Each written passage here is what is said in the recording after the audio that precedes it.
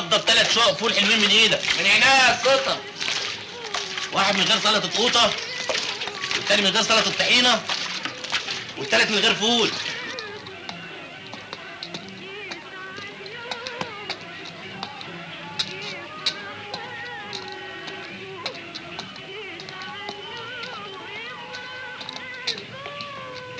صباح الخير يا سطر. اهلا اهلا صدق فندم. صباح القواضي، صباح القواضي على اجدع وكيل محامي في البلد. اعمل واحد شاي. وعندك واحد قهوه على الريحه. طب اعمل واحد قهوه على الريحه. عندك واحد شاي. يوه الظاهر للصباحه سكه. لا ده الضرب ليله امبارح كان شديد قوي. محسوبك يضرب على البوري، والوسط شفيم زي الانس يضرب على ايه؟ على العود طبعا. هو يستلم البوري، محسوبك يضرب على ايه؟ على البوري التاني. حلاوه على المفهوميه. طب اجري هات لي حاجه ساعه. وعندك واحد محلول جفاف ودوبه. يخرب بيتك وبيت سنينك السودة. ايه الساعه كام دلوقتي؟ انا عارفه. يا ده انا اتاخرت قوي على الصالون. الشاي والفطار بسرعه يا حمديه. الشاي وايه يا اخويا؟ والفطار. يا سلام، بقى انا اللي سهرانه معاك طول الليل عمال ارقص لما اتقطم وسطي، ولا لميناش بتعريفه نقطه حتى غير العلقه اللي خدناها. وعايزني احضر لك فطار؟ روح يا اخويا صحي المحروسه بنت اختك. دي ناموسيتها كحلي. قال على راي المثل اكل ومرعى وقله صنعه.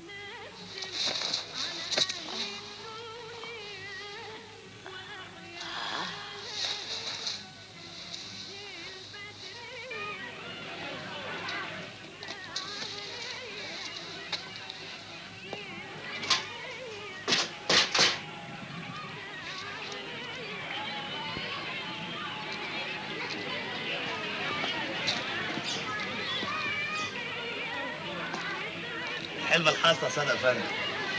مدفوق امال يا سطر. المهم ان انا ظبطتك وانت بتلاني. عقبالك كده لما تفوق تحب ما تخطب. هو انت تتعين؟ انت ابو كات والحاره كلها.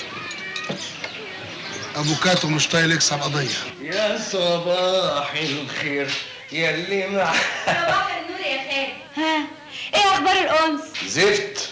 صحاب الفرح جلده كان ناقص احنا اللي ننقطهم. ولا يهمك، فرح يخيب والتاني يصيب. ومرات خالد كمان قايمه على الصبح تعبانه ومش قادره. حاضر، هعمل لك الفطار والشاي. بس اوام لحسن تاخري على شغلك. بصراحه يا خالد انا مش مرتاحه في الشغل ده. يوه، ومين بس مستريح في شغله؟ اديني قدامك اهو بشتغل مزين ومطرب، احلى للعريس وازفه وطاهر الولد، ومع ذلك مش ملاحق على مصاريف مرات خالك ولا على نفقه اللي قبل منها.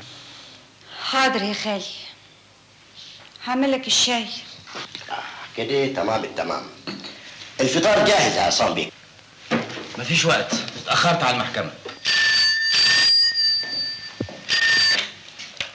الو يا فندم. دقيقة واحدة. صادق يا فندم على التليفون يا فندم.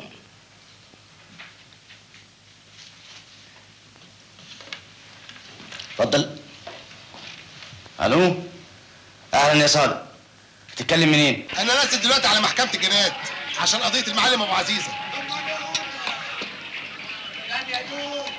عيب يا استاذ، عيب، انا صاحي وجاهز. طيب يا صادق، استناني على باب المحكمه وانا جاي على طول. مع السلامه. المستشار عبد الحق هيبقى يكلمني في التليفون، قول له اني هبقى في المكتب بعد المحكمه. تحت امرك يا فندم، تحت امرك. لما مدير البنك يتكلم قول له اتفضل ليله على العشاء. حاضر يا فندم. السلام عليكم. مع السلامة يا فندم. لو والدتي اتكلمت ايوه قول لها انا هتصل بيها بالليل. تحت امرك. مع السلامة يا فندم، ربنا يوفقك. خسارة الفطار دي. يا ما بدهاش. اهلا يا سلام. صباح الخير يا سعد. اتاخرت كده ليه؟ اتاخرت عن ايه؟ معاك شغلك البوتيك، قلت اوصلك معايا بدل زنقه التاكسيات. يعني انت كل يوم هتاخر نفسك كده على المحكمه؟ وانا عندي اغلى منك يا سناء. ما انا عارفه، انت بتعتبرني زي اختك بالظبط، وانا كمان بعتبرك زي اخويا بالظبط. كده؟ طب يلا يا اختي، اتفضلي.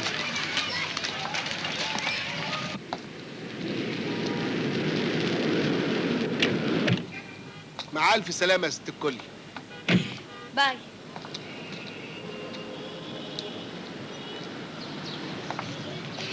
صادق، لو احتجت لك تشغلني في حته تانية تقدر؟ ايه اللي اقدر؟ انا مش قليل دلوقتي في المجتمع. لو تعالي يا بنت الناس، مش تستتيت احسن؟ يا سلام يا صادق، وده وقته. مع السلامه انت بقى. يلا يا عم.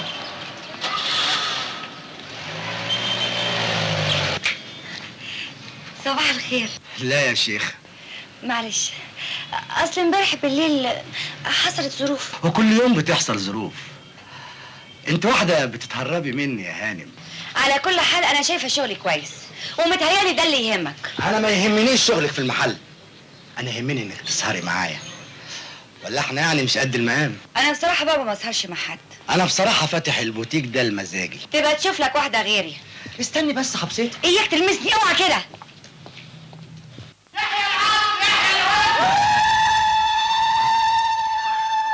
كانت مرافعه ما حصلتش يا استاذ. ده معقول ابو عزيز هياخد براءه؟ ابو عزيزه كان مظلوم يا صادق.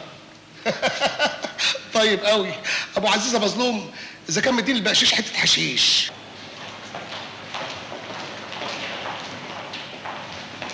كويس. اهو الاستاذ عصام. كويس قوي اني لقيتك. اهلا استاذ مختار. انا كنت بدور عليك عشان بنتي علا. بنت حضرتك؟ زي بنته يعني، وهو زي فضل بالظبط، اصل محامي العيله. وكان زميل والدي في القضاء. اهلا بيك يا ستي. متشكره يا استاذ عصام، ولو اني هتعبك معايا. انا تحت امرك. خير؟ حادثه عربيه، والله انا مش غلطانه، بس النيابه طلباني وانا خايفه قوي. ارجوك احضر معايا التحقيق لان انا عندي جلسه جنايات. قوي تحت امرك. طيب اسيبك بقى مع ألمع شباب المحامين اللي ورثوا القانون ابا عن جد. عن اذنكم بقى. اتفضل. ميرسي يا عم.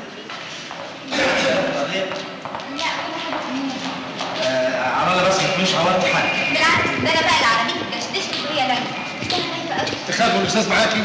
ده لسه مطلع ابو عزيزه براءه. صادق. معلش يا استاذ، دي اصول الشغل. اصل صادق يحب يعمل لي دعاية. هو انت محتاج دعايه؟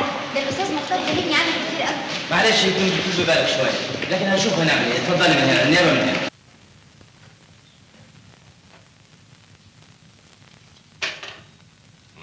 خليه يتفضل.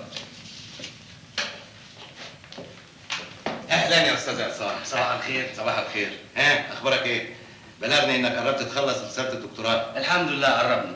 الانسة علا زاهر وانا حاضر معاها بخصوص حادثة العربية. علا زاهر. ايوه في تحقيق النهارده. اتفضل. اتفضل يا استاذ. استاذ عصام والده كان استاذنا كلنا وهو كمان استاذ. الله يخليك. لو سمحت لي اطلع على محضر المعاينة وتحقيق البوليس. مش قبل ما تشرب القهوه. الانسه علا تشرب ايه؟ لا معلش، ميرسي. ما تخافيش، مش هحبسك قبل ما تشربي حاجه. ده كده مش هتشرب حاجة ابدا. ولا ايه يا انسة علا؟ انا حقيقي مش عارفه اشكرك ازاي. ميرسي، ميرسي قوي. يا ستي ميرسي على ايه؟ هو انا عملت حاجه؟ ولسه هجيب لك تعويض على عربيتك ان شاء الله. اتفضلي اوصلك. معقول هتعبك اكتر من كده؟ لا مفيش تعب ولا حاجه. صادق اسبقني انت على المكتب. اسبقك على المكتب؟ ماشي ولا اخد تاكس؟ اتفضل يا سيدي. اتفضلي. مع السلامه يا استاذ. مع الف سلامه. هو ده البيت؟ ايوه.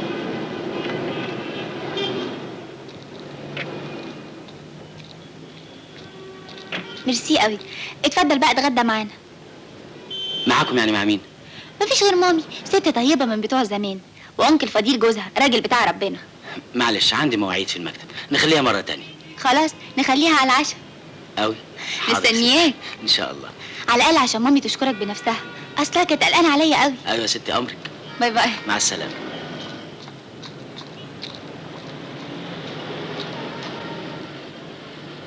كرياس، انا خلاص فلست. الست الحلوه عمرها ما تفلس ابدا. سلفها يا راجل ايه وولعني. ولو خسرت يا حلوه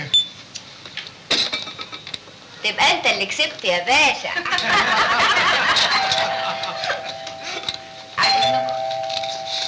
تعالى كمل يا فضيل. اهلا علا. لا يا مامي. ايه ده؟ انت ابتدائي النهارده بدري كده ليه؟ وكسبانه زي القشاط وكلهم تجار عمله زي رشيد. تعالي سلمي عليهم. لا انا ماليش مزاج دلوقتي، اخش اغير واريح شويه. تعالي بقى احكي لك حصل ايه في المحكمه. اقعدي يا مامي ما احكي لك. عارفه الاستاذ مختار طمني في التليفون قولي لي انت بقى عديتي على رشيد في مكتبه زي ما قلت لك؟ ايوه، وهيشتري لي العربيه الجديده. شفتي رشيد لا يمكن يرفض لك طلب. انا مش فاهمه انت مش عايزه تتجوزيه ليه، مع انه كلمني كذا مره. يا مامي اذا كان على الفلوس رشيد مش الراجل الوحيد اللي ممكن يديني. كل الرجاله اللي قاعدين بره دول ممكن، وباشاره واحده مني. عارفه، بس انا نفسي اشوفك ست هانم في بيتك بقى. يا مامي انا كمان عايزه، بس الراجل اللي اتجوزه لازم يكون عاجبني. هو انت بيعجبك العجب؟ هنلاقيه فين ده بقى؟ اقول لك على سر يا مامي، انا خلاص لقيته وفي المحكمه. في المحكمه اما حته محامي يا مامي، غني ومشهور ومحترم وناجح، وطلع مش متجوز كمان. يا صلاة الزين يا عم شفيق ارحمني يا بقى صلاة احلق لي بقى وارحمني. ده المغنى حياة الروح. وانت بزي الافراح، ويا سلام بقى لو العروسه من طرفك. انا عارف انت تقصد مين. طب وايه رايك دلوقتي وانا مش قليل؟ انا بقيت راجل من رجال القضاء. لا وايه، وجارنا من زمان وبحلق لك من ايام ابو شيرين.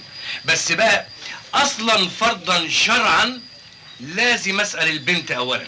قلت لا يعني لا، مش هشتغل في البوتيك ده بعد النهارده. حسرة عليا. اصلك يا خالي ما تعرفش صاحب البوتيك ده كان عاوز مني ايه؟ هو احنا كل ما نرستقك في شغلانه تسيبيها؟ على العموم سناء خلاص لا هتشتغل في البوتيك ولا في غيره. يبقى انا كمان بقى اقعد واتستت، وانت ابقى اصرف علينا من الابعاديه بتاعتك. يا ستي افهميني مره من غير مناهده، البنت جالها عريس. انا عريس؟ مساء الفل يا سطر. مساء السلطه يا فل. وفل الفل كمان. خد هدى 60 شربات وحصلنا على بيت شفيق. بس شفيق وحمديه، حمديه على السلامه في الاول. شفيق وحمديه راحوا فرح. وبيقول لك ان سناء منتظراك ومستنياك فوق. يبقى صدر الحكم مشمول بالنفاذ، تأبيدة زوجية. اهلا يا صديق، اهلا. اتفضل. سناء انا النهارده اسعد يوم في حياتي. وانا عمري ما كنت مش عارفه اقول ايه زي ليلتي. قولي يا سناء، قولي ما تكسفيش، فضفضي. انا صادق، انت فهمتني غلط. فهمتك غلط ازاي؟ مش فاهم. انا حاسه بشعورك من زمان، وانت كمان عزيز عليا، لكن ايه؟ في ايه يا سناء؟ الجواز يا صادق حاجه تانية، وبصراحه انا ما تقبليش تتجوزيني؟ لا، انا ما اقدرش اقول لا، لكن لازم تديني فرصه افكر. ماشي، يوم 2 انا تحت امرك. اكتر يا صادق عشان خاطري. فهمت. معلش، على العموم دي اسمها نصيب. استنى علشان خاطري، افهمني. ما انا فهمت خلاص، وكان لازم افهم من زمان. عن اذنك. صادق ارجوك، انا محتاجه لك. وانا برضو تحت امرك، امري. ايه، زعلان مني؟ مش ده المهم. نعم، ممكن انا وانت نفضل اخوات زي الاول. اللي بيحب عمره ما يكره يا سناء. طب ساعدني على ظروفي، ما تسيبنيش. انا لو قعدت هنا من غير شغل حمدية هتعاملني زي الخدامة وتذلني. معاش اللي يذلك وانا موجود. عناية يا سناء.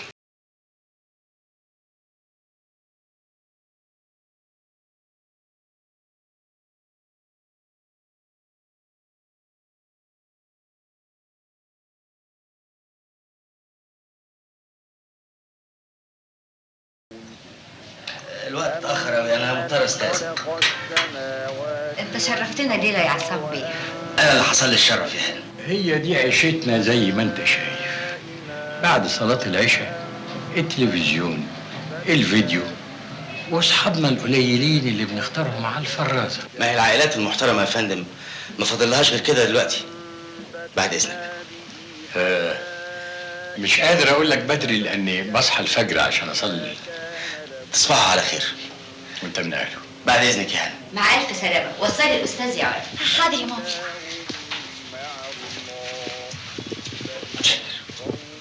كانت ليله حلوه. كانت حلوه بيك. ايه رايك بقى في مامي وانكل؟ الحقيقه الناس اللي زي دول بقى نادر وجودهم دلوقتي. يعني هتفتكرني تاني وهتتصل بيا؟ انا كنت لسه هستاذنك. تسمحي لي؟ قوي قوي يا استاذ عصام. عصام بس. تصبحي على خير. مع السلامه. يا عصام. حاضر يا فندم. اتأخرت كده ليه؟ معلش، اصل المرسيدس بتاعتي اتعطلت، اضطريت اتنازل واركب اتوبيس. طب اتفضل على مكتبك. كده على طول؟ يعني انا اتعينت خلاص؟ الاستاذ ما يرفضليش ايها طلب. بس انا خايفه لا يطلع زي بتاع البوتيك. لا اصلك ما تعرفوش. اسمعي دقيقه واحده وهديها لك قبل. السكرتيره الجديده وصلت يا استاذ. سكرتيره؟ انا قلت لك هات لي سكرتير بدل اللي مشي. انت عارف اني ما بشغلش بنات. لكن البنت دي بالذات حاجه تانية. دي بنت حتتي، ومن ناحيه الاخلاق انا ضامنها. صادق. عيب يا استاذ، هنديها لك تشوفها.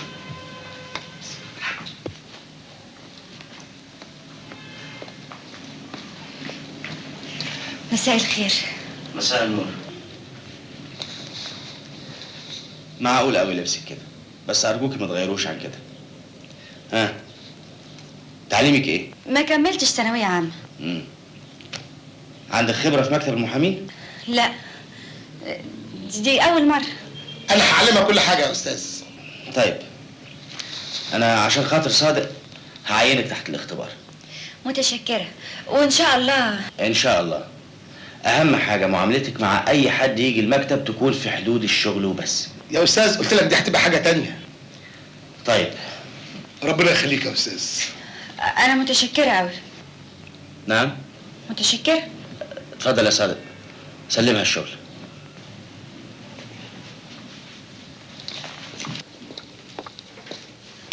هو ماله كشر كده ليه؟ طب انا مش عاوزه اشتغل. استني بس، ده انت لو لفيت الدنيا مش هتلاقي احسن من الاستاذ. هو اي نعم جد زياده عن اللازم انما كويس. على العموم معلش، انا الجد احسن لي. ها، فهمني بقى، انا هشتغل ايه؟ زي ما انت عايزه براحتك. ان شاء الله يا رب تقعدي قصادي كده بس. صادق، احنا اتفقنا على ايه؟ على كل خير. انا مش هفكر في نفسي. انا كل اللي يهمني راحتك ومصلحتك وبس.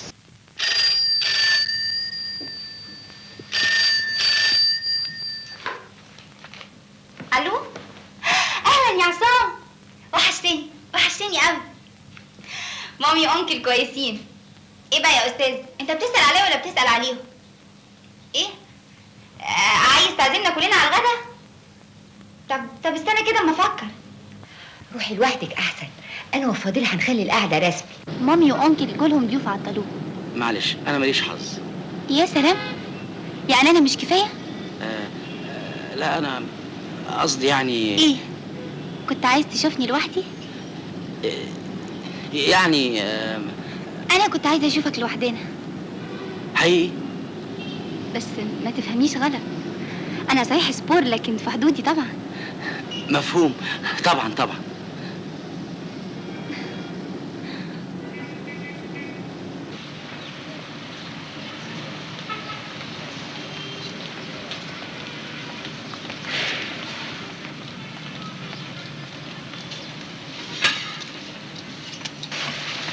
ميرسي. انا اصلي استريحت لك قوي، حسيت ان اقدر اثق فيك واعتمد عليك. وانا تحت امرك. امري. مامي وانكل مش فاهميني، افكارهم رجعيه ومضايقين عليا قوي. والله في ايامنا دي احسن، عشان يحافظوا عليكي. بس انا محتاجه للي يفهمني يحس بيا. مالكيش صحاب؟ يعني بنات وشبان معايا في النادي، لكن شباب اليومين دول مش زيك. انت فين وهم فين؟ يعني ده رايك فيا؟ طبعا انت مثقف ومحترم وفاهم الدنيا كويس. انت اكيد عرفت ستات كتير. انا؟ لا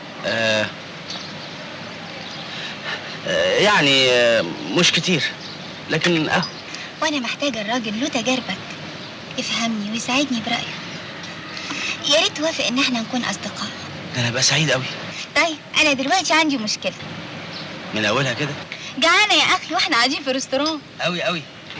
لو سمحت يا متر، تحبي تتغدي ايه؟ فول فول ابو شطه لوحده وابو سلطه لوحده.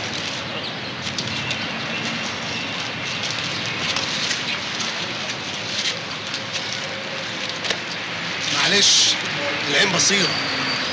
عادي، ما احنا واخدين على كده. بس انا اتلاقم على قضيه معتبره اخد فيها بقشيش محترم اكل فيها اكل كباب معتبره. لا، كوارع وكفته. خلاص الكباب نأجله للاستئناف.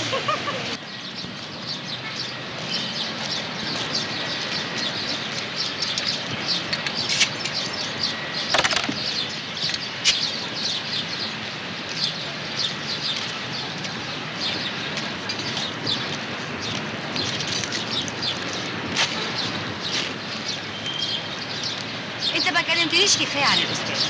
ماله؟ عايز تعرفي عنه ايه؟ ابدا، رغي ونميمه. يعني مثلا انا ما شفتش ايده دبلة جواز. عصام فلاح، ابوه كان قانوني كبير وهو ما عرفش ستات لانه انشغل بعد الليسانس في الدراسات العليا. الله، لكن يهمك في ايه ده كله؟ ها؟ ابدا، يعني هيكون ليه؟ مجرد سؤال. مساء الخير. مساء الخير. ايه ده؟ بقى ده مكتبي؟ طبعا حضرتك مش غلطان في العنوان. انت اللي رتبتي كل ده بنفسك؟ وعملت اجنده فهرس لكل كتاب ولكل ملف نمره علشان اول ما ندور عليهم نلاقيهم في ثانيه. وكمان ورد. تعرفي انا بقالي كام سنه بحلم ان مكتبي يترتب بالشكل ده؟ طبعا ما بتلاقيش وقت. ولا لقيت عمري سكرتير يرتب لي اي حاجه من غير ما اقول له عليها.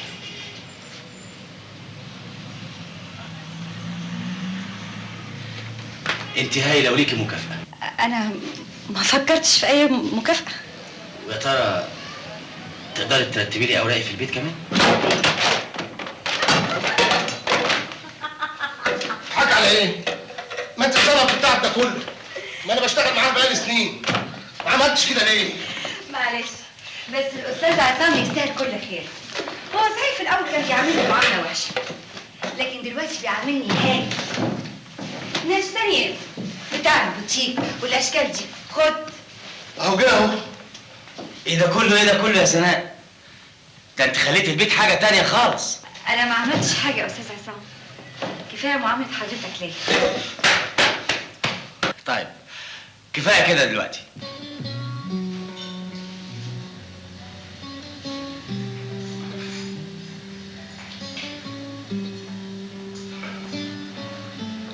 اتفضلي كمان. مامي وانكل بيجيبوا لي عرسان ما بيعجبونيش، وانا قلت لهم ايه؟ انتوا عايزين تخلصوا مني؟ بالعكس، انت ما دام ما بتشتغليش يبقى مستقبلك في الجواز. انا اصلي خايفه منه. الحقيقه وانا كمان. عشان كده ما اتجوزتش؟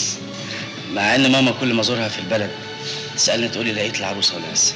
انا بقى مستعده اخطب لك. انت تخطبي لي؟ علشان ما تفكرش فيا. وليه لا؟ انا مش قدك، انت راجل مجرب وانا لسه خام.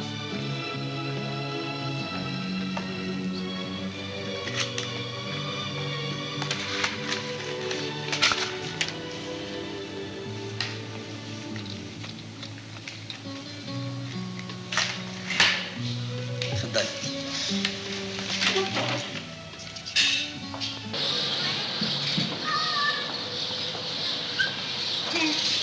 ما قلتليش يا عصام، بكره هتعمل ايه؟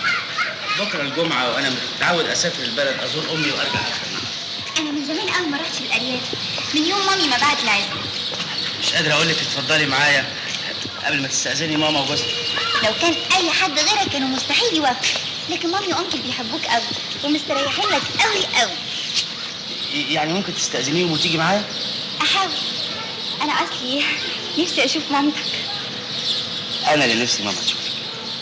اتفضلي. استاذ عصام وصل.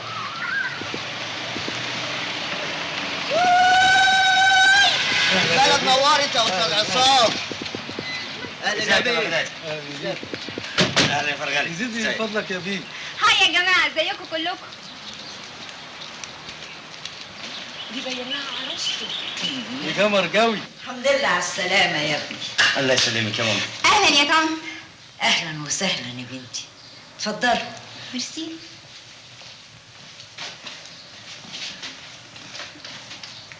أمال مين الأمورة يا عصام؟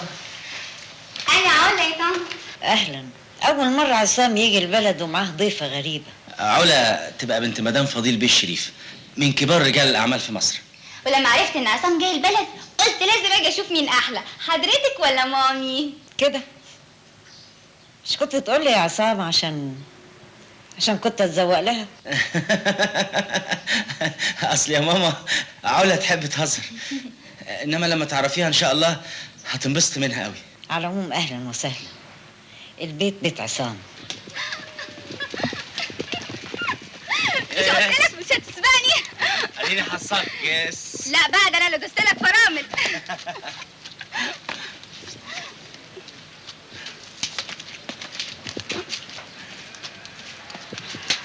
ايه رايك في المنظر هنا؟ يجنن يا عصام، الجو كمان مش معقول. وانا صغير كنت بحاول ابقى شاعر، كنت باجي اقعد هنا واقول كلام. كنت بتقول ايه؟ كلام كتير قوي بس مش من القلب، طب ودلوقتي؟ من كتر الكلام اللي انا عاوز اقوله مش عارف اقول حاجه.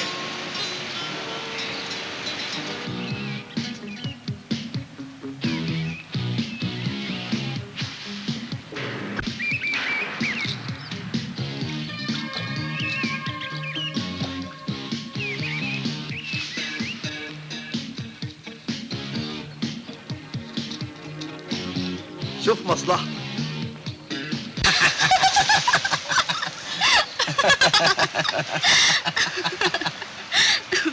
عصام عايز اسالك سؤال. عن ايه؟ عن الحب. اصلي ما جربتوش ولا أنا. خالص. ما كانش عندي وقت، الدراسه والشغل والحياه اللي انا عايشها. طب ودلوقتي؟ وانتي حاسه بايه دلوقتي؟ مستنياك لما انت تقول الاول.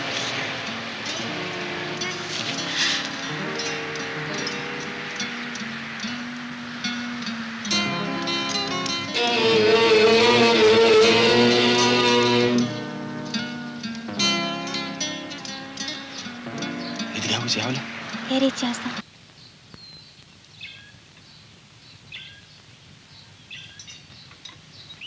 ما تاكل يا عصام، ده انت باين عليك ما بتاكلش في مصر. ده انت اللي ما بتاكليش يا حاجه. مالك يا ست الكل؟ لا ابدا، بس اصل ماليش نفس. اعزم انت على ضيفتك.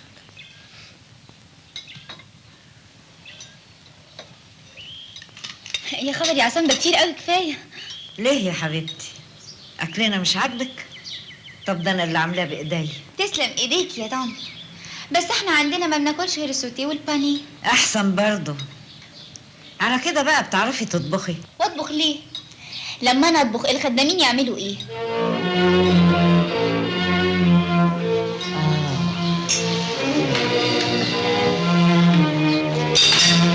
ماما يا ست الكل. يا خبر يا عصام، انا متاسفه قوي.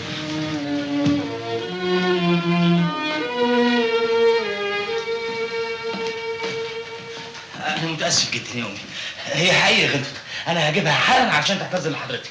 انا مش عايزاها تعتذر لي، انا عايزه اسالك سؤال بس. انت صحيح ناوي تتجوز البنت دي؟ يا ماما هي فعلا غلطت، بس دي بنت كويسه قوي وبنت ناس طيبين. لو كانت بنت ناس طيبين صحيح ما كانتش عملت اللي انا شفته ده. يا ماما ما تفهمنيش غلط، احنا كنا. عصام ما تكذبش عليا، ده انا امك. انا حاسه ان البنت دي مش من تبنا، لكن هقول ايه؟ انت ما بقتش صغير وانت حر، اعمل اللي انت عايزه. يا سلام عليك، بس لما تزعلي يا حاجه اهدي اهدي يا امي بس وافهميني. طيب عصام، ممكن تأجل الموضوع ده شويه عشان خاطري؟ أأجله يا امي، تحت امرك. بس اجيله لحد امتى يعني؟ لحد ما اجيلك مصر وانا طالعه الحج باذن الله عشان اشوفها تاني واشوف اهلها. تحت امرك يا حاج. الو، مكتب الاستاذ عصام انجيل المحامي. لا يا فندم، لكن زمانه جاي. لا يا فندم، معرفش هو فين. انا سكرتيرة في المكتب. اسمي سناء. اقول له مين حضرتك؟ حاضر. عصام موجود؟ عصام كده حاف من غير استاذ؟ ما سابش خبر هو فين؟ وانتي بقى بتشتغلي ايه؟ وانتي اسمك ايه بقى يا سكرتيرة؟ وطلعت مين في الاخر؟ الملكة نازلي؟ واحدة اسمها علا. علا عرفتها، ده كان لها تحقيق وحضر الاستاذ مجاملة ببلاش. اما اشوف بقى ما هيوصل المكتب هيتصل بيا ولا لا. لكن انت بتحققي مع السكرتيره كده ليه؟ اوعي تكوني بتغيري منها. اصل مامي طيب قوي وبيخاف عليا قوي قوي. يبقى تروحي تشوفيها بنفسك وتوري له انك بتغيري عليه خالص. الرجاله تحب كده موت.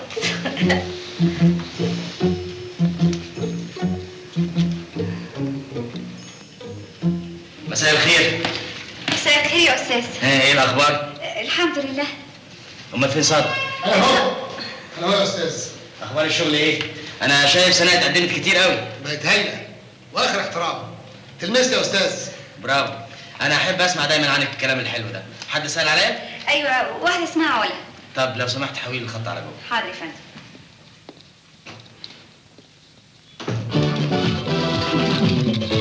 اتفضل يا علا. ميرسي. الو، اخفى عليك يا عصام. يعني ما تسألش عليا غير لما اطلبك؟ طبعا في حاجة مهمة. وحشتني وعايزة اسهر معاك. ما تسهروش هنا، عندنا بارتيتا الليله. لا بلاش البيت، سهرني بره احسن. لا طبعا مامي وانكل ما بيسمحوليش بالسهر، لكن في اسكندريه. اصلهم الليله بايتين في اسكندريه. يا سلام بقى يا عصام. يوه، يصح ولا ما يصحش؟ يعني افضل كده محبوسه طول الليل لوحدي بعد المكتب؟ يعني الساعه كام؟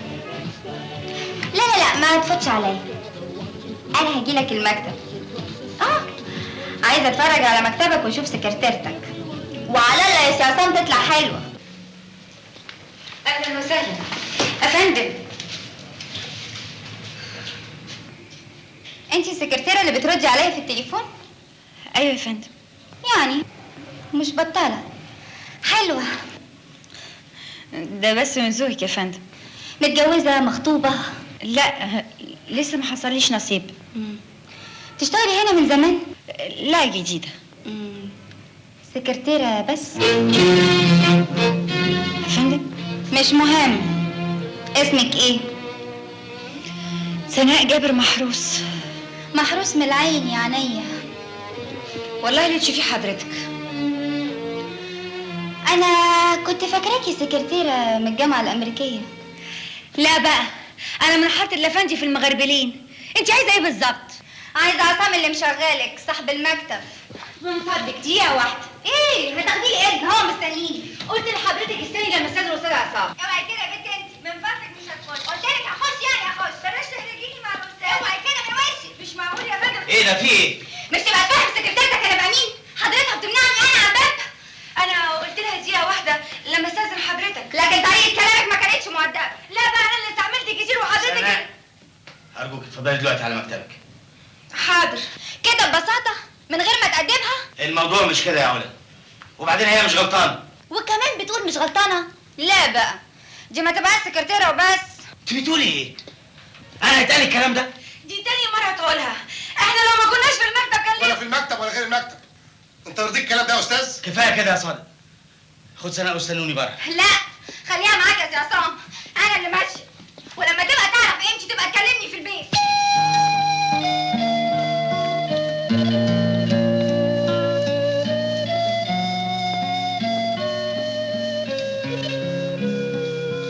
انا متاسف يا سلام، ما تزعليش، حقك عليا.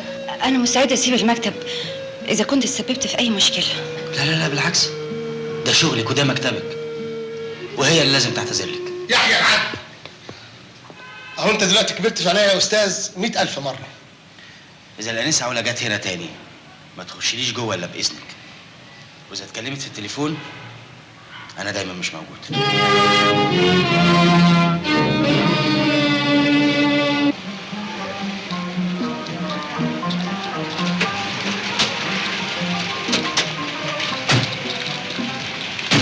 انا متشكره قوي على ذوقك وتعبك لحد هنا. ده انا اللي متشكر قوي علشان جبتيني، عشان اعرف مكان صادق فين لما يزوغ مني الاقيه. الحته نورت بهدومك يا استاذ، اتفضل معانا. لا يا ريت تعفيني واستاذن انا. لا لازم تشرب حاجه، مركزي يضيع في وسط الجيح. طب خلاص اشرب حاجه ساعه. يا ريت حضرتك تشرفنا فوق، يبقى كتر خيرك، على الاقل تتعرف على خالي. طيب يا ستي علشان خاطري. وسع يا جدع، ولا وسعوا، ولع البوتاجاز يا ولا. اتفضل يا استاذ، اتفضل يا استاذ، اتفضل نور السلم عليا.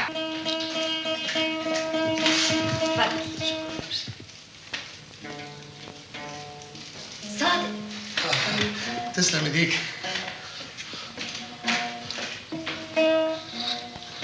صادق تسلم ايديك. لو ما كانتش المدام بايته عند الفاميليا كنت ذبحت لكم البطه العوره. انا الحقيقه الليله دي كنت ناوي على سهره، بس ما كنتش متصور ابدا انها تطلع بالشكل ده.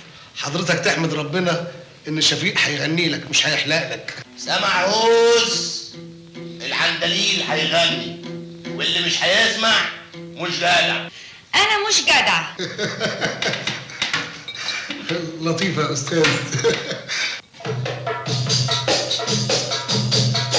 خطوة عزيزة وكل عليك، خطوة عزيزة يلي القعدة منورة بيك، كل عليك يا منورنا، ده انت قمرنا، يلا امورنا نقول شو بيك. خطوة عزيزة وكل عليك، خطوة عزيزة يلي القعدة منورة بيك، كل عليك يا منورنا، ده انت قمرنا، يلا امورنا نقول شو بيك.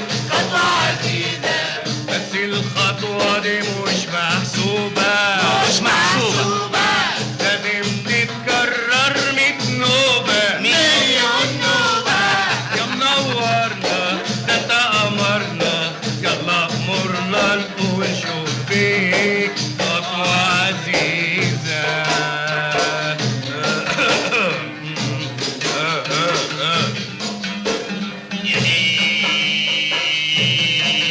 ايه ده؟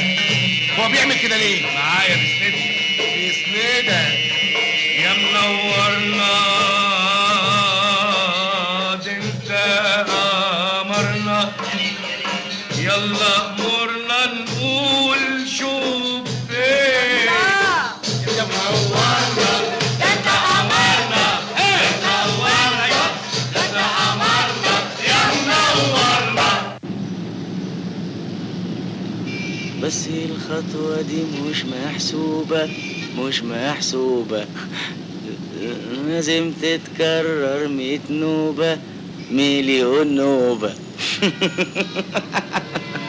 خطوة عزيزة، خطوة عزيزة.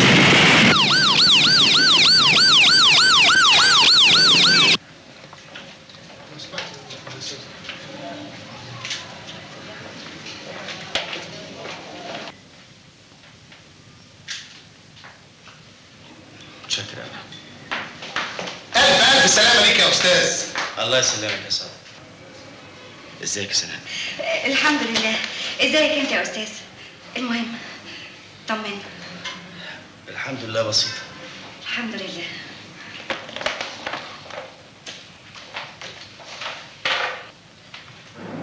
ها يا صادق، قلت للاستاذ رأفت يحضر عني القضايا؟ طبعا يا فندم، ده انا صاحي وجاهز وهبعت للعزبه اجيب الست هانم الكبيره عشان ما تتخضش. مفيش داعي تذاكر، انا موجوده ومش هسيبه ابدا. متشكر قوي، بس هتتعبي نفسك معايا. يا خبر يا استاذ، كنت هتغرقني يا رشيد.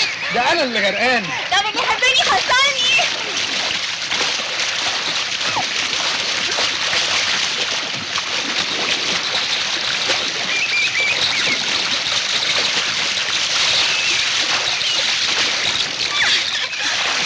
طيب واحده بقى على المشي. لا يا رشيد بعدين.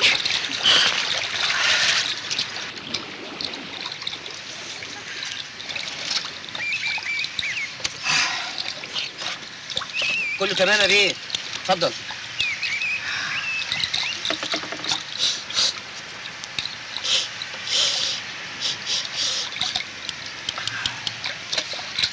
تجربي؟ لا انا هشرب كاس.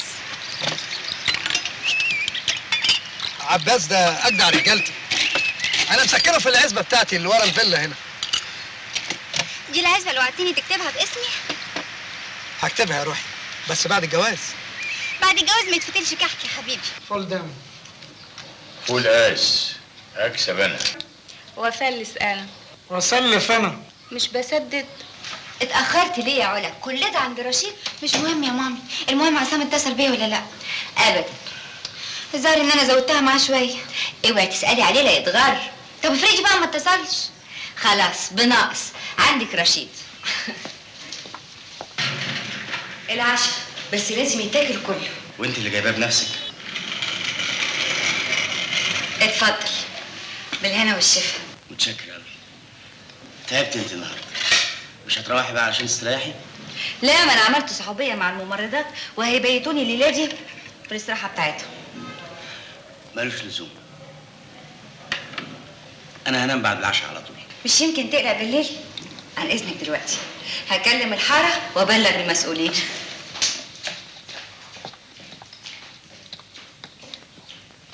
خالك انت. اهلا. لا نبلغه. لا فهمت. مسيك بالخير يا ابو عزيزه. لكن سناء مين؟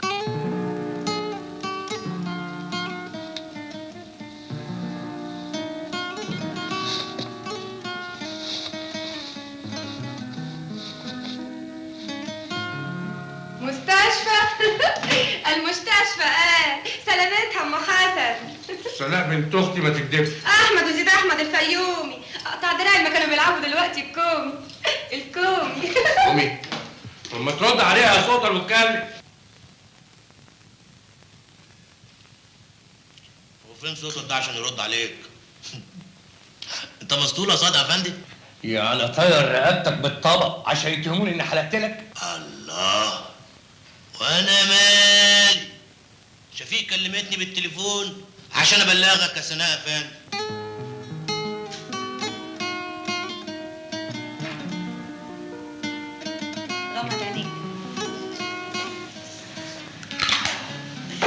نعيما يا استاذ، شوف كده.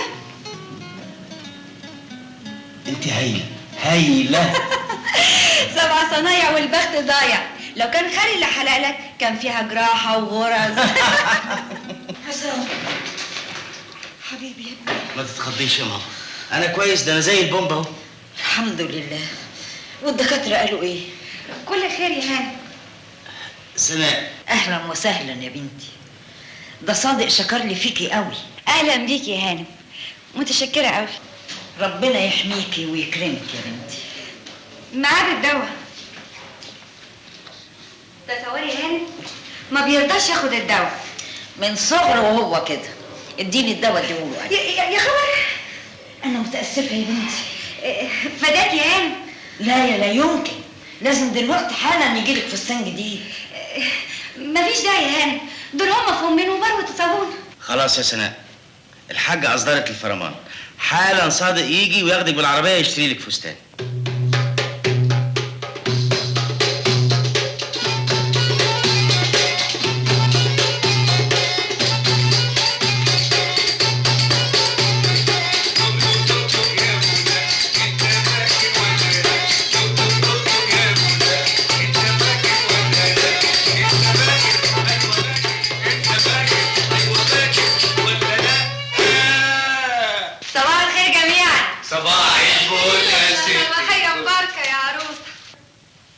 صباحيه مباركه يعني ايه؟ يعني بايته فين يا بيضه وراجعه لنا بالموضه. انا مش كلمتك امبارح في التليفون وقلت لك ان انا في المستشفى؟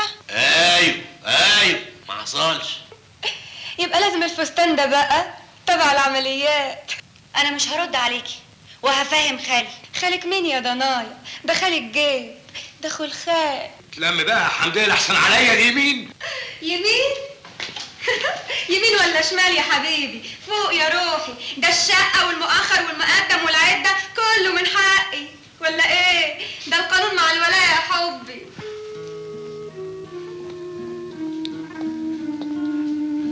كده برضه يا سناء، يعني كان لازم تنرفزيها على الصبح. انا برضو اللي نرفزتها يا خالي، ده بدل ما تدافع عني وتحميني. طب انا راجعه مطرح ما جيت. بالسلامة يا ضنايا، حلاوتك في الانعاش. وده مصحف بركه، خليه جنبك هنا علشان ربنا يحفظك وتقوم لنا بالسلامه. ويبارك لك يا بنتي ويرضى عليكي ويحميكي حبيبتي. ميرسي قوي يا رشيد.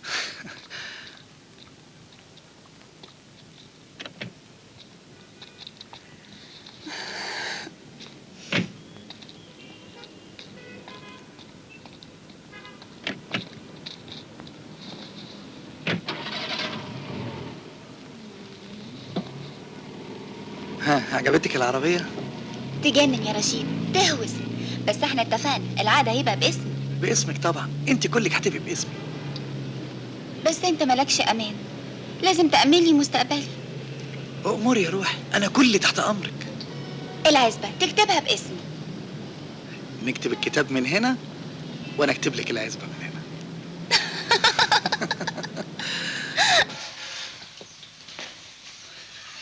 يا ابني مش كنت خليتك في سريرك احسن؟ زهقت يا ماما. طب تعالى تعالى ارتاح يا بنات.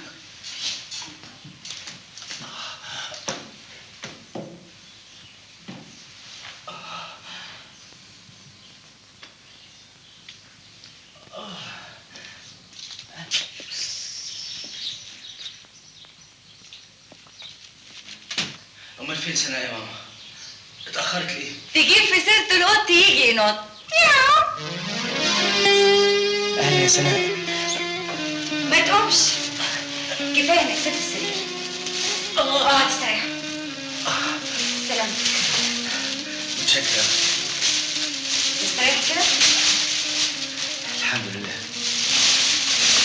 يا خبر، لو مؤاخذة ايهاب، ازاي صحتك؟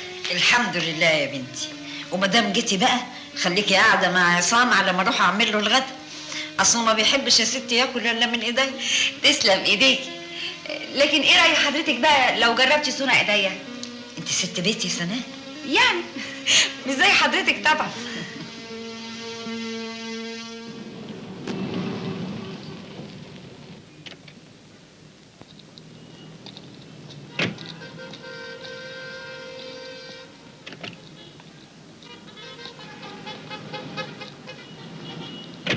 مع السلامة يا حبيبتي. ايه، مش هتطلع تمشي ايدك شويه مع انكل والبرتيده؟ لا، ده أنا رايح للمحاسب بتاعي ببلوة مسيحة. ضرايب؟ ضرايب وعملة صعبة وبنوك طبل بيطبل. الحكومة النهاردة صحيت لنا قوي. طب لما تخلص كلمني في التليفون. ميرسي قوي. باي باي. باي باي.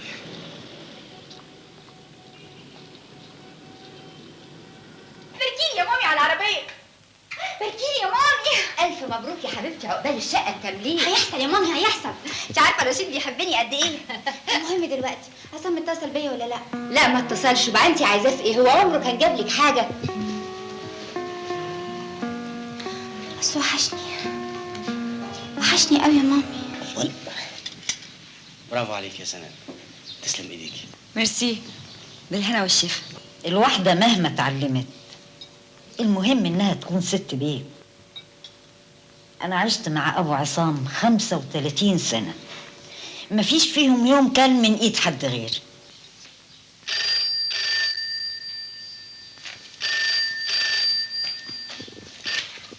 الو الو الو.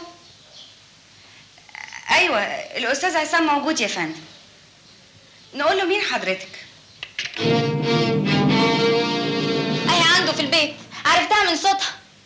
ايه البنت السكرتيره؟ ايوه، الست سناء جابر محروس من العين بتاعت حاره الافندي في المغربلين.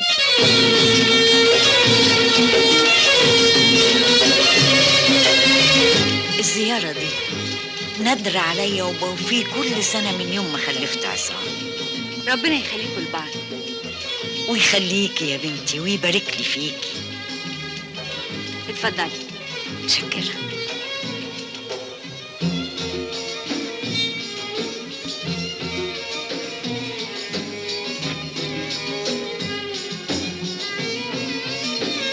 على البيت يا ستانم؟ لا، لسه عاوزة اشتري لوازم الحج. لحضرتك بس ولا كمان لأستاذ عصام؟ وليه لا؟ ده انا ربنا نجاني من الحادثه بعجوبه. بس ان شاء الله بقى في الكعبة الشريفة تدعي لسناء لأنها صاحبة الفكرة. سناء دي هايله في كل حاجه يا ماما. متشكرة قوي. تحبي اجيب لك ايه من هناك؟ يا سلام، واحنا هنستنى لما نروح هناك؟ لا، ده احنا فيها اهو. اتفضلي يا حبيبتي. يا خبر، لا مش معقول يا هانم. انت تستاهلي كل خير يا حبيبتي. مبروك عليكي. متشكرة قوي يا هانم. سناء، بلاش حكاية هانم دي يا بنتي. ممكن تقولي لي يا ماما؟ ماما؟ ايوه يا بنتي. ايه ده كله؟ سلام مربع للأستاذ وأم الأستاذ. مالكيش دعوة بيا. طبعا، ما انتي خلاص عيارك فلت. والله أنا مسؤولة عن نفسي وعارفة أنا بعمل إيه كويس. يعني بتعترفي بعضمة لسانك. افهمي اللي تفهميه، أنا ما يهمنيش تفهمي إيه. لا يا حلوة لا، أنا ليا كلام بقى مع خالك تبع البرومبا. أنا يا حبيبتي ما يعجبنيش المشي العوج، مفهوم؟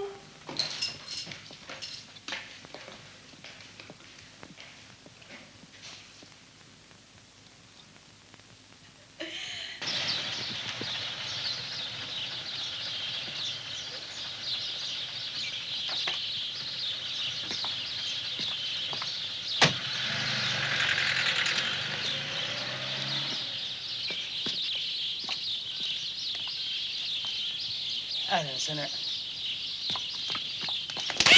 سلامتك.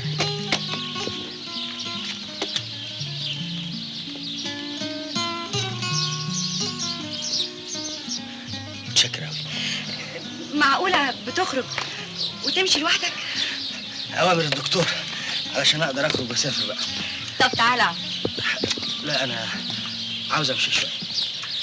برافو، هايل. بتقدر تمشي عليها كويس. ايوه بس في شويه الم. ما تفكرش فيه وانت ما تحسش بيه. يلا انا هسيبك وانت امشي لوحدك. يلا. هاي هاي، برافو. دوس عليها كمان.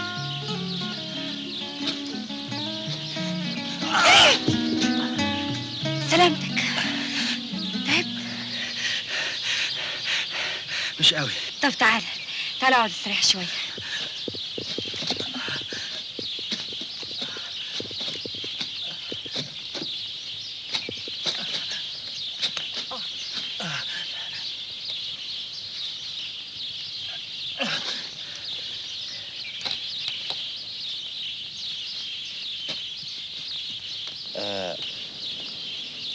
قولي لي يا سناء، بعد اذنك ممكن اسالك سؤال شخصي؟ معرفش، على حسب السؤال. انت مرتبطه بحد؟ مخطوبه؟ هتتخطبي؟ لا. طب معجبه بحد؟ بتحبي؟ السؤال ده بلاش. ليه؟ كده. كده؟ ايوه كده.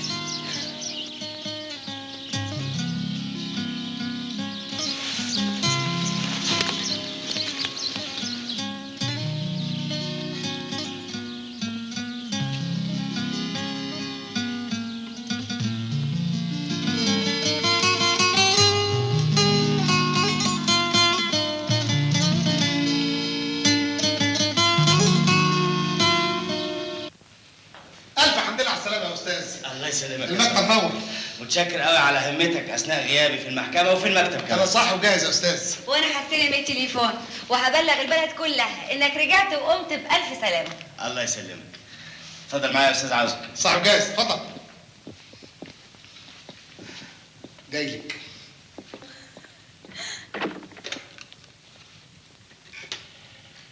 انا محضر لسيادتك كشف كل القضايا اللي اتاجلت. هجيب لك ملفاتها من الاستاذ رافت. لا خليها عندي. انا اتفقت معاه ان هو هيستمر فيها لاني مسافر حج ان شاء الله. حضرتك مستهانم كبيره، والله خير ما عملت يا استاذ.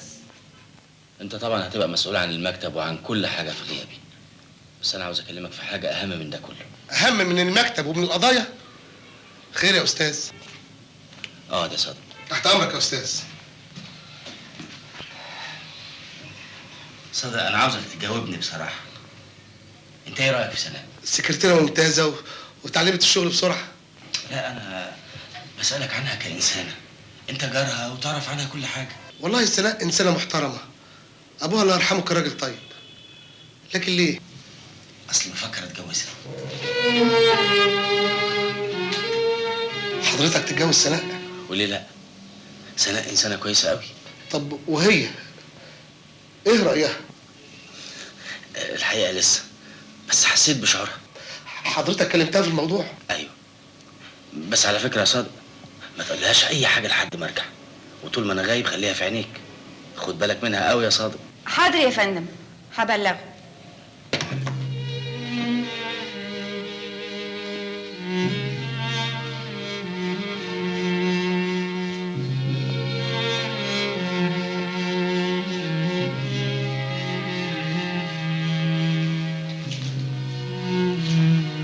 الله، في ايه؟ مالك يا صادق؟ ماليش. الأستاذ زعلك في حاجة؟ بالعكس، ده بلغني اخبار سعيده. ايه هي؟ بعدين هتعرفيها. المهم انك في اجازه من دلوقتي.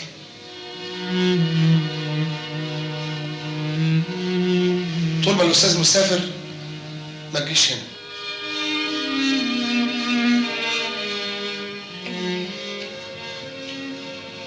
الأستاذ هو اللي قال كده؟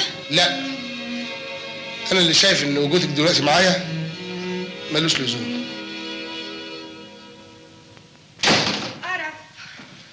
يعني خلاص بديعة مصابني اتأخرت عن الفرح والزبون قلق. ما قلت لك عطل الزبون شويه ان شاء الله حتى تحلق له. وانا عتاته، ده انا هريته بالفتله لحد ما عينه ورمت. طب اقفل لي السوسته. طب امسكي دي. هات.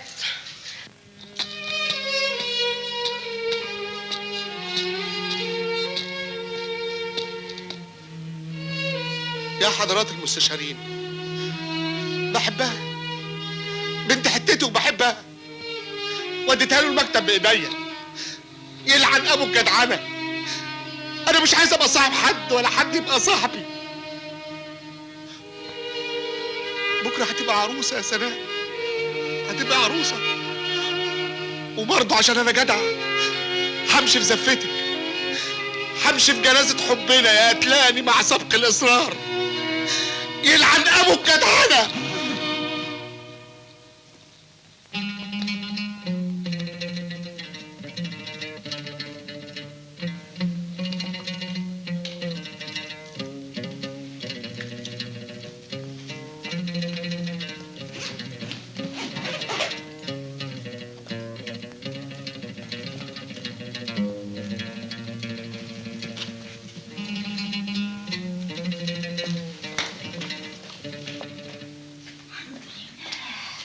حرما يا هانم. جمعا يا بنتي. خلاص، شنطة الأستاذ عصام تمام. تسلم ايديكي يا سناء. حضرتك تأمري بأي حاجة تانية؟ انت اللي تأمري بأي حاجة من هناك. رجوعكم بالسلامة حضرتك والأستاذ عصام. حدايلكم انتوا الاتنين من قلبي عند الرسول عليه الصلاة والسلام. ياه، الوقت اتأخر قوي. استأذن أنا بقى. مش تستني لما يرجع عصام عشان تسلمي عليه؟ ما أنا خايفة يتأخر أكتر من كده. الله أعلم يا بنتي، ما هو بيخلص مشاغله بقى قبل السفر. يبقى معلش بقى، اروح عشان ما اتاخرش. ما هو لما يجي عصام السواق يوصلك بالعربيه. لا لا، الاحسن اخد تاكسي. ما انا قلت لحضرتك مرات خالي بتقول عليا ايه. طيب يا حبيبتي، مع الف سلامه يا بنتي. تروحوا وتيجوا بألف سلامه يا ماما. واشوف وشك بخير يا سناء.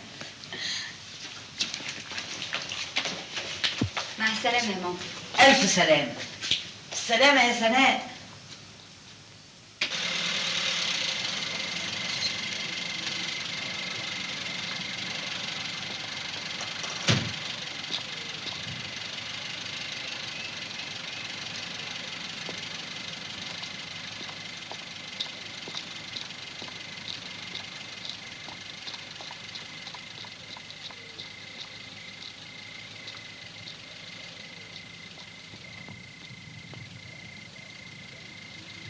من عطفك من حنانك من حبك يا ولد، من عطفك من حنانك من حبك يا ولد، اتدلع على كيفك اتدلع يا ولد، اتدلع على كيفك اتدلع يا وهبة يا وهبة.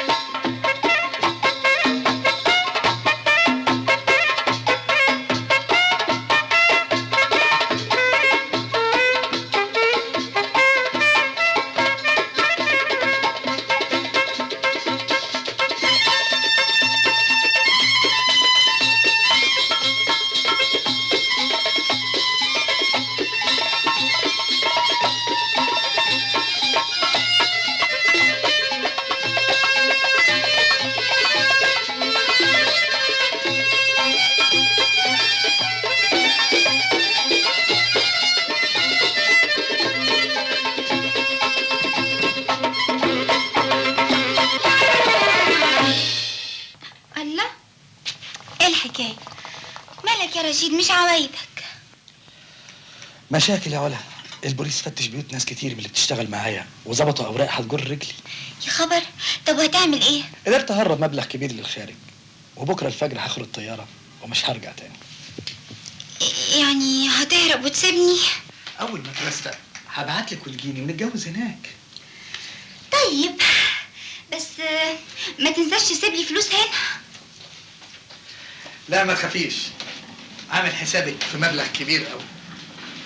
بس الليله دي يا روحي ليله الوداع هتوحشيني قوي يا ولا. وانت كمان هتوحشني يا رشيدي. لا يا حبيبتي.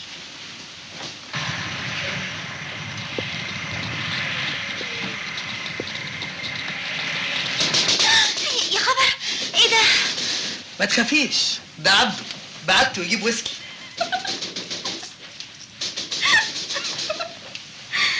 عبده ده جه في وقته مظبوط. طيب يا عبده. ها؟ ايه؟ هي الدنيا طرق؟ احنا اسفين الازعاج، عندنا امر بالتفتيش. في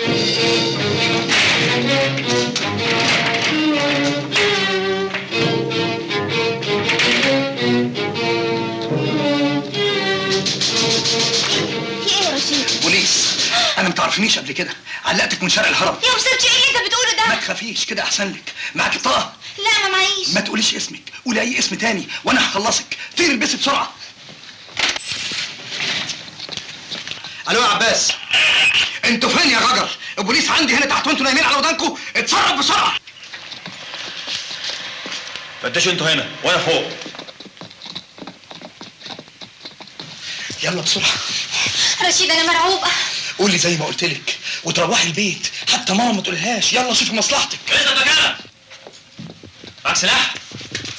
سلاح ايه يا بيه؟ سلاح ايه يا كابتن؟ انا بتاع مزاج. فين دفاتر حساباتك ومستندات شغلك واوراق بورسعيد؟ تحت عندي في المكتب، بس هكمل هدومي. كمل. والهانم؟ انا ماليش دعوه بحاجه يا بيه، انا ما قابلتوش غير الليله دي في شارع الهرم. ليكي سوابق اداب؟ لا. اسمك ايه؟ اسمي انطاي. اسمي سناء. سناء جابر محروس. بشتغل في مكتب عصام قنديل المحامي، وساكنه في المغربلين حاره لافندي. قدامي وانت قدامي.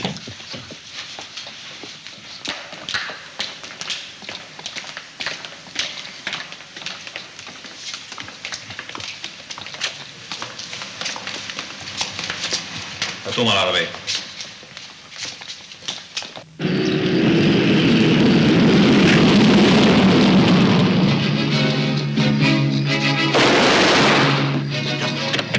انزلي.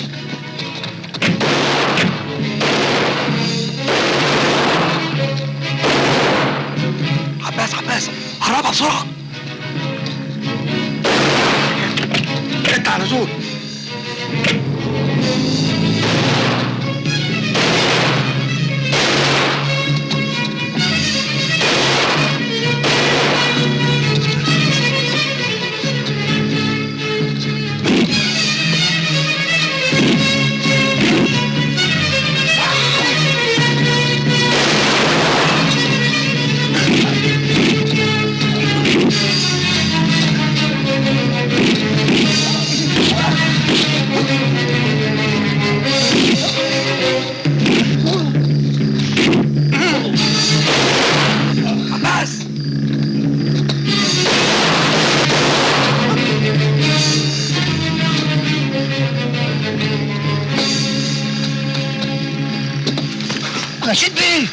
رشيد بيه ما تسيبنيش. معلش يا عباس، مصلحتي.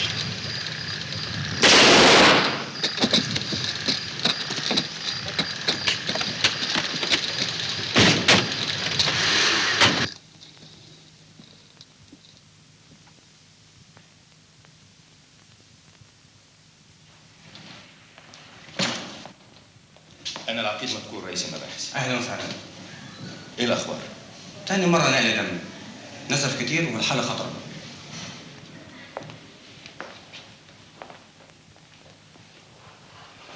شد حيلك يا حسن. رشيد قبضت عليه. للأسف هرب في طيارة، لكن احنا بلغنا البوليس الدولي، هنجيبه من آخر الأرض.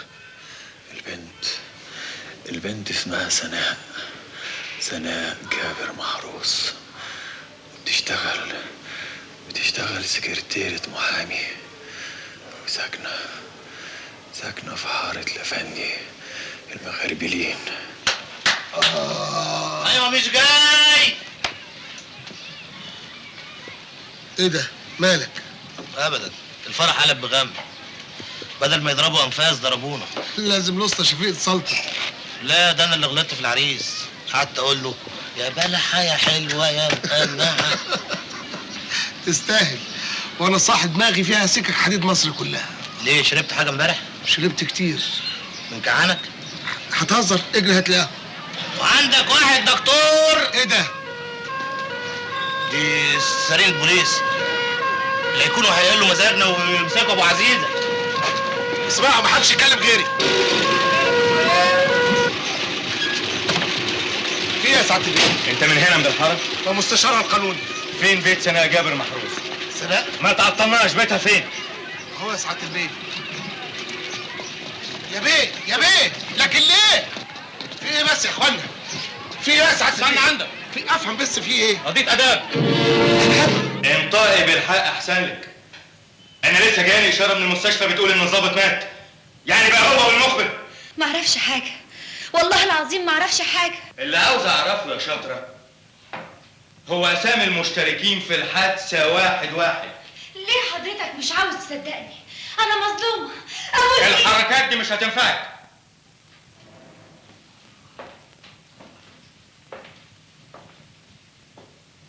امال مين اللي اتمسكت عند رشيد؟ رشيد مين؟ ما تتعبنيش عشان اريحك. امبارح بالليل كنت فين؟ كنت عند الحاجه والدة الاستاذ عصام لحد نص الليل. الحادثه حصلت بعد نص الليل، خرجتي من عندها رحتي فين؟ على البيت على طول. في حد وصلك ويشهد بكده؟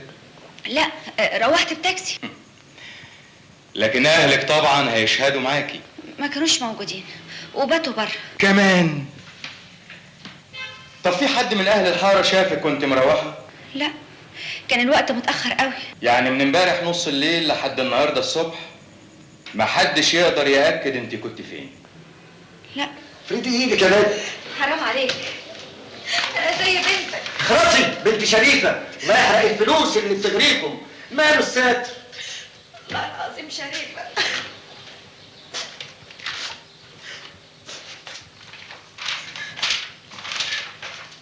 سناء جابر محروس، عندك امانات فلوس صيغه؟ معيش غير طول. ومعلقه في صدرك اسم ربنا، ربنا ياخدك وياخد امثالك. خدها يا عسكري.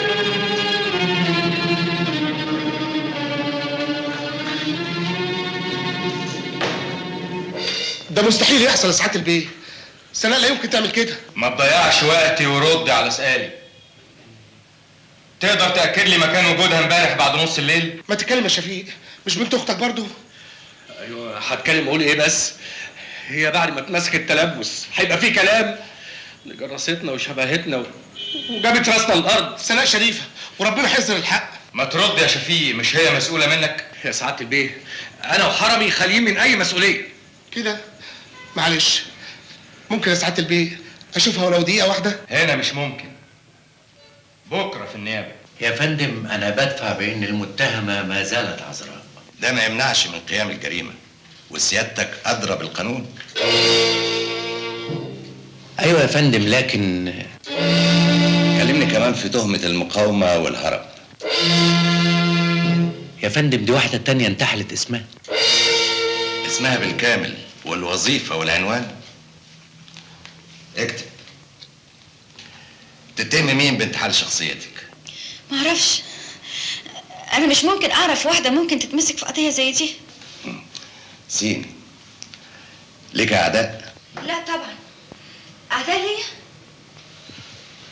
ارجوكي تفكري كويس.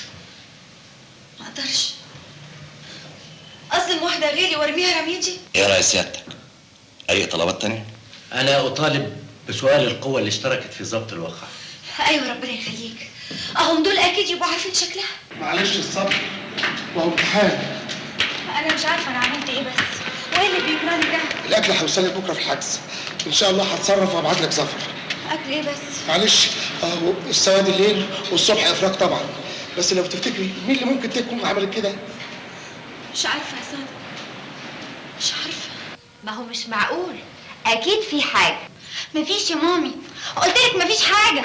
الله، دي صوره رشيد في الجورنال. ايه اتجوز؟ اتجوز ده ايه؟ ده قتل ظابط وهرب فلوس وهرب، والبوليس الدولي بيدور عليه. مش معقول، وريني كده. وبيقولوا كان معاه بنت وناشرين صورتها.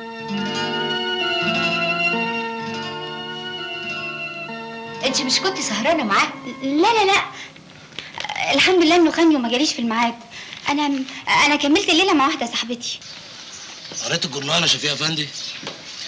كأني قريت صفحة الوفيات. أنا ربيت ولا تمرشي. البت دي ماتت وملهاش عزا. طب ولع.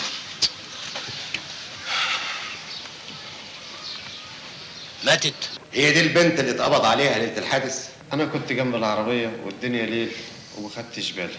لا ابوس ايدك، اعمل معروف، افتكر كويس. الصراحة برضه كانت هي من دورك كده. يا نهار اسود. يعني تقدر تحدد بالظبط هي ولا مش هي؟ برضه كانت زي حالتها كده. مضيع على اقوال. ممكن نستجوب بالشاهد التاني؟ المخبر عبد الهادي في حالة خطرة ولا يمكن استجوابه. معلش نأجل استجوابه للمرة الجاية.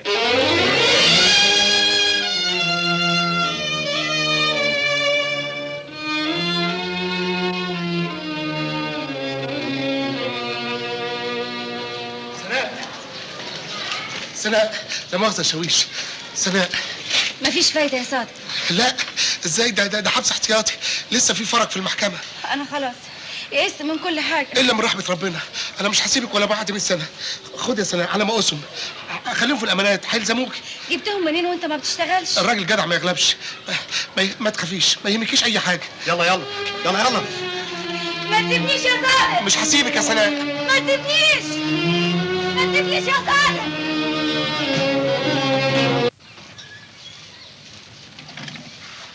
مش كنت تاكل لك لقمه بدل القهوه اللي على الريق دي؟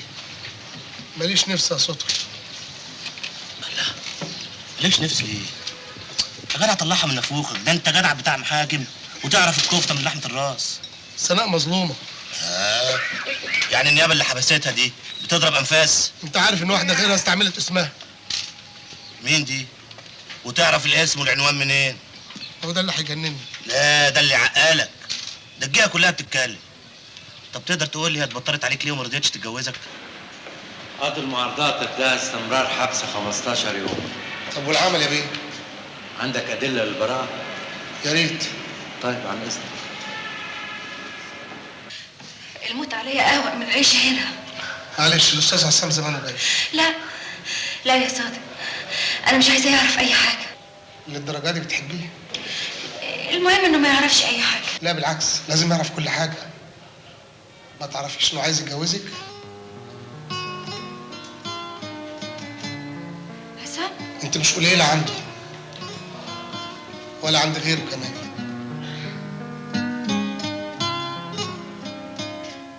اهلا، الف حمد لله على السلامه يا حاج.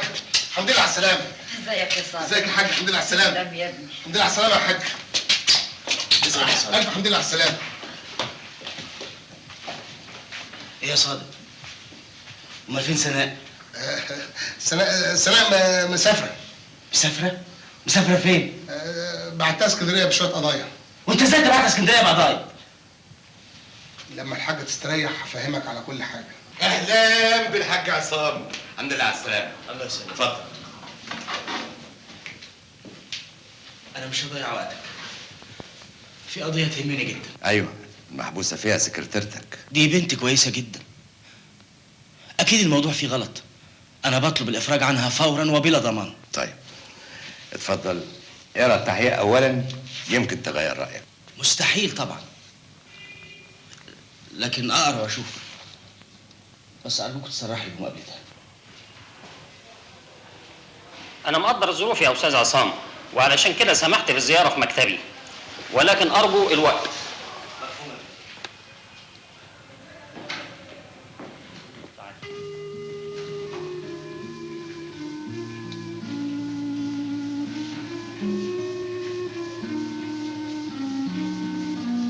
ازيك يا سناء؟ كويسه قوي. اقعد عشان نتكلم. تتكلم في ايه؟ انت ازاي لسه ما خرجتنيش من هنا؟ انا قريت المحضر يا سناء. قريت المحضر؟ قريته بنظرتك للورق ولا بنظرتك ليا؟ انا قريته بعين المحامي اللي جاي دلوقتي يسالك سؤال. سؤال؟ اوعى تسال السؤال ده ارجوك. السؤال ده لازم انت اللي تجاوب عليه. ارجوكي، عاوز اتاكد. تتاكد؟ ما عنديش رد على سؤالك، وبكده تبقى الزياره انتهت. استني بس. ارجوك الزياره انتهت.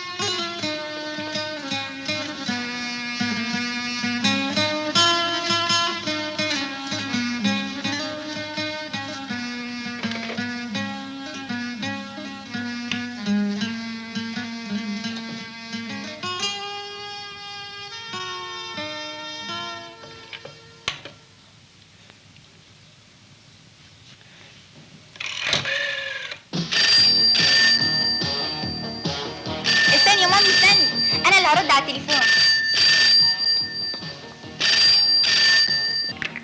الو؟ مش معقول، انا مش مصدقه وداني. ازيك يا عصام؟ ده عصام يا مامي. اهلا اهلا، ده عصام يا فضيل. انا عارف انه مش هيستحمل اكتر من كده. انا بعدين هبقى احكي لك على كل حاجه. انا متضايق قوي يا علا ومحتاج لك قوي. انت كمان وحشيني قوي يا عصام. ايه؟ عايز تشوفني ضروري؟ اوكي بس هنا. طب اوكي يا عصام، انا مستنياك هنا في البيت. في اي وقت يعجبك. باي باي يا عصام. ادي اللي انا واخده منك انت وبنتك. طب والبرتيته بتاعت الليله دي؟ نأجلها يا فضيل ونلعب بارتيتة علا. يا حبيبتي يا اموره.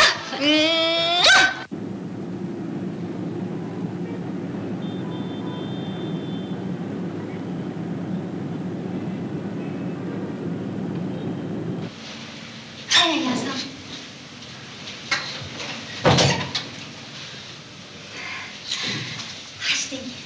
وحشتني قوي قوي يا عصام. انا اسف اسف يا علا وجاي اعتذر. انا مسامحاك، بس ما تقلبهاش دراما كده. انا هروح اعمل لك قهوه. لا لا لا تعالي، انا عاوز اقعد معاكي شويه. انا يا عصام حاسه بيك قوي. اللي بتحب واحد لازم تفهمه. يعني انت؟ ايوه يا عصام، ولو اني ما يصحش اعترف لك باللي في قلبي. كمان انا لما قريت الجرايد حسيت ان الحكايه بتاعت سكرتيرتك دي هتجرحك قوي. وانا داخل ايه؟ واحده انحرفت وبتتأدب. علشان تعرف ان الرك على الاصل. اللي زيك مش لازم يفكر الا في واحده من مستواه. عندك حق.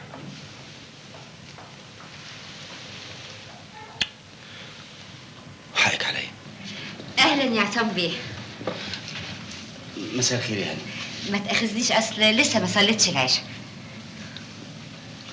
اهلا يا ابني. اهلا استاذ صفي. لا لا لا، انا زعلان منك قوي. ايه الغيبه دي كلها؟ اتفضل اقعد. الحقيقه مشاغل، وكمان سافرت علشان احج. حج مبرور ان شاء الله.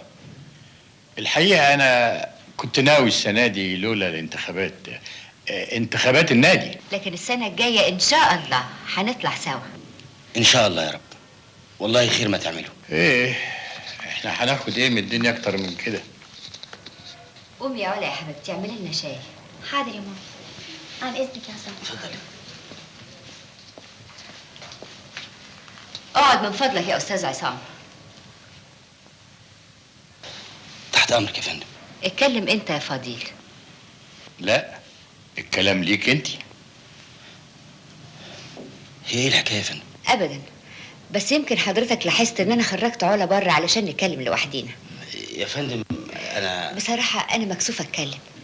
حضرتك ليك سمعتك واحنا اتشرفنا بيها. ده صحيح، والله ده صحيح. لكن اللي حصل انه خروجك كذا مره مع علا عمل اشاعه بين العائلات. اشاعه؟ يا فندم انا طول حياتي عارفين ومتاكدين، لكن ما تتكلم يا فضيل.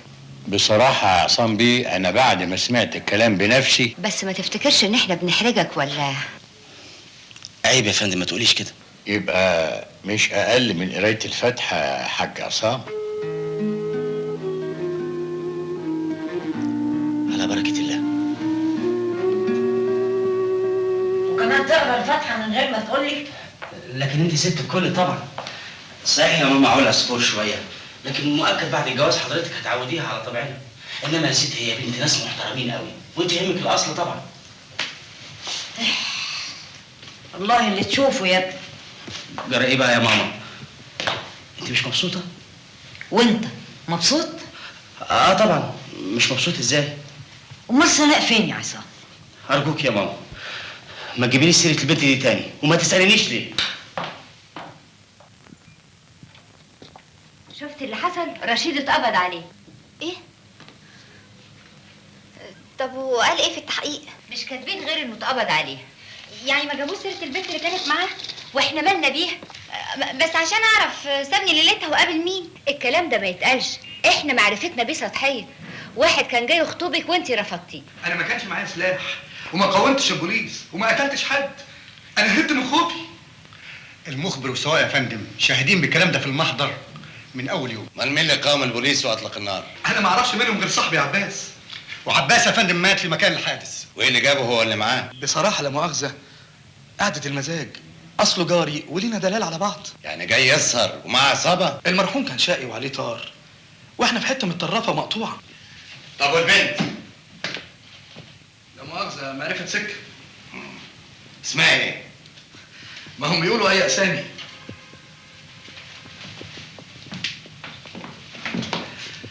لكن طبعا لو شفتها هتعرفها. انتوا مسكتوها؟ دخل المتهمة.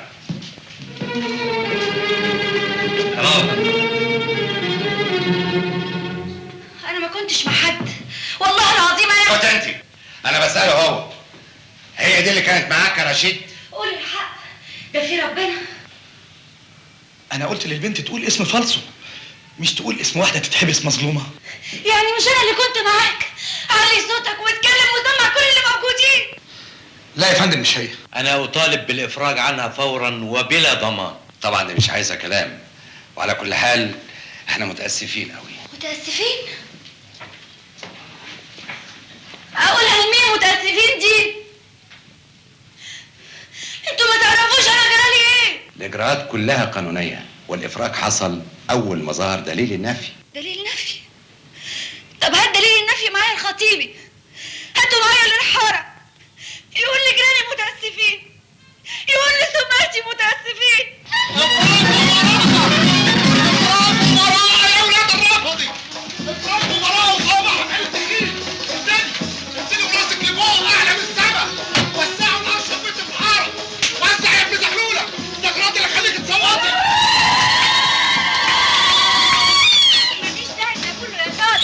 انا لو معايا فلوس افرش لك الارض تشريفه.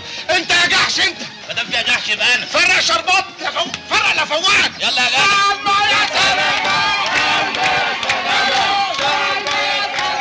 يا ما ناس خدت افراج وهي عامله بلاوي. انا ما يهمنيش رايك وعمره ما همني. سنة شويه كلام رد السجون. انا دخلت مظلومه وخرجت شريفه. بس ما ترديش يا سناء، اما نشوف الوسط هيقول ايه. لا بقى البنت دي ملهاش قعد في شقتي، انا رقصه ليا سمعتي يا حبيبتي. لا بقى ده انت اللي مالكيش وعاد في شقتها، وانت طالب والنفقه على الجزمه. اهو كده الرجوليه ولا بلاش؟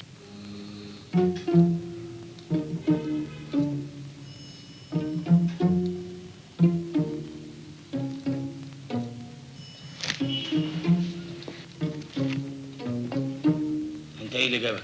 النيابه افرجت عن سناء. ازاي؟ وليه؟ الراجل اتمسك وقال مش هي. يمكن عاوز ينجيها. لا، يبقى لسه في شك. والشك في صالح المتهم. ده في القانون، لكن مش عندي انا. ده انا كنت فاكرك هتطير على سناء وترجع لها كرامتها. براءتها مش اكيده. بعدين خلاص فات الاوان. انا دلوقتي ارتبطت بانسانه محترمه وبنت ناس. قال لك ايه؟ ما قاليش. ما انا رحت لقيته مسافر. انت بتخبي عليا عشان ما تجرحنيش. سناء، اللي فات انسيه، انسيه كله. فكري في مستقبلك. مين عارف، مش يمكن. بس ما تكملش. كفايه. معلش يا صادق، سيبني لوحدي دلوقتي.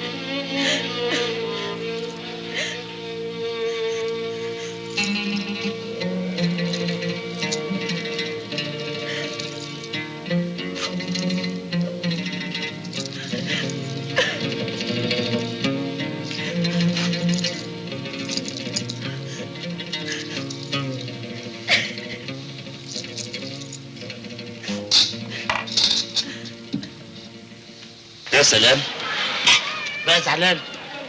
انت حقك تفرح ودي فرصتك. فرصتي يعني اعمل ايه؟ يا جدع دي العمليه استوت والبنت خلصانه. انت المفروض تخطبها الليله. والبنت لا يمكن تقول لا. انا اللي اقول لا والستين لا. انا كنت اتمنى تتجوزني وانا مالي مخها ومستجدعاني، انما مش ممكن وهي مستضعفه، لا يمكن، مع اني بحبها. طب وهي بعد كده هتعمل ايه؟ لما تستريح وتبدا حياتها من جديد هفضل اخوها وتحت امرها. صباح النظام. خليك عندك. افندم، عايز ايه؟ البيه عاوز يطمنك انه هيطلع زي الشعره من العجين، بس مش عاوزك تزوريه، لا مؤاخذه عشان الشبهه. لا بقى من ناحية دي بقى طمنه خالص. انا لا عايزه اشوفه ولا عايزاه يتصل بيا، فهمه اني خلاص اتخطبت وهتجوز. يعني ايه؟ يعني مش عايزه اعرفه بعد كده ولا عايزه اشوف وشه خالص.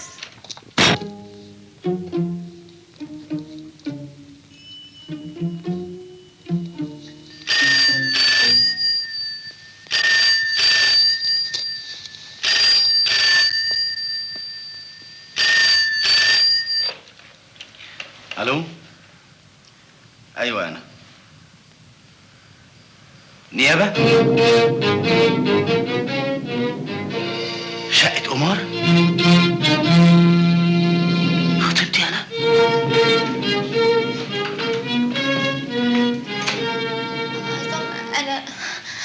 انا بريئه يا عصام.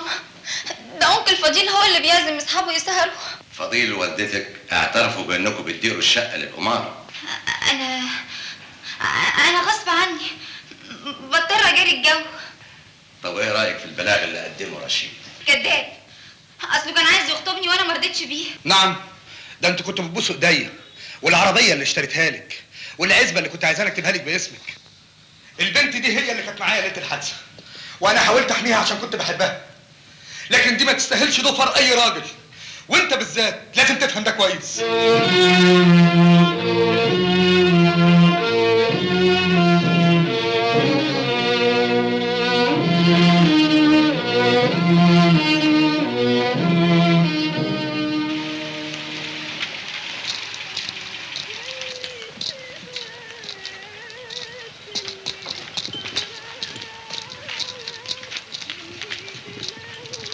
ايه عايز ايه؟ انا غلطان يا جماعه، وجاي لي سناء علشان ارد لها اعتبارها وكرامتها قدام الكل. وانا ما يهمنيش غير كرامه البنت، وهي صاحبه التصرف وعندك في البيت.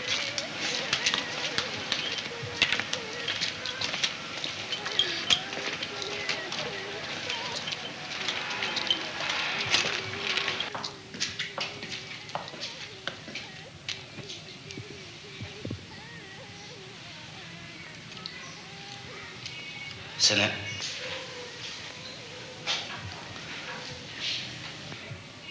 أنا متأسف.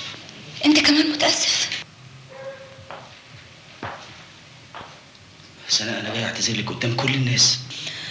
انت في يوم من الايام عهدت ربنا انك تدافع عن المظلومين،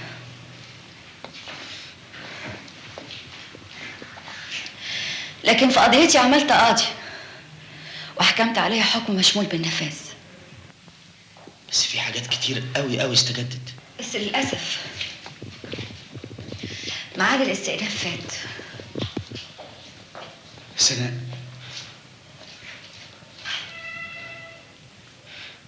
بس لو كنت جاوبت على سؤالي لما جيت لك السجن.